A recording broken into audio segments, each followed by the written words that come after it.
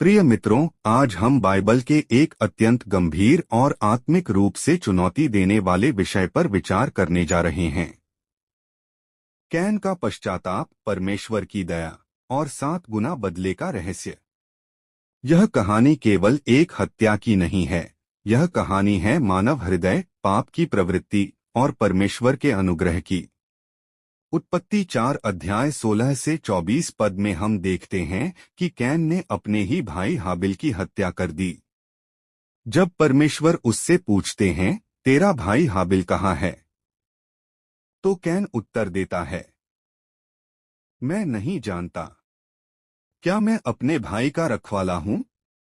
यह उत्तर केवल झूठ नहीं था, यह कठोर और अहंकारी हृदय का प्रमाण था।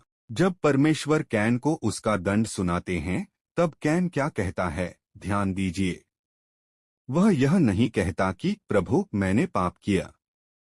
वह यह नहीं कहता कि मैंने अपने भाई का खून बहाया। वह केवल इतना कहता है, मेरा दंड सहने के लिए बहुत भारी है। प्रिय मित्रों, यहीं से कैन के पश्चाताप का वास्तविक स्वरूप प्रकट हो जाता है। यह पाप के लिए पश्चाताप नहीं है, यह केवल दंड के लिए दुख है।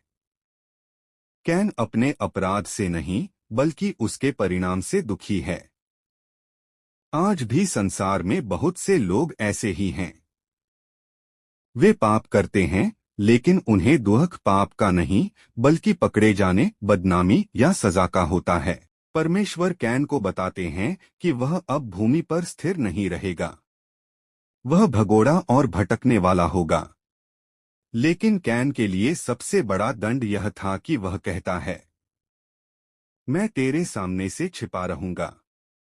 परमेश्वर की उपस्थिति से अलग होना मनुष्य के लिए सबसे बड़ा दंड है।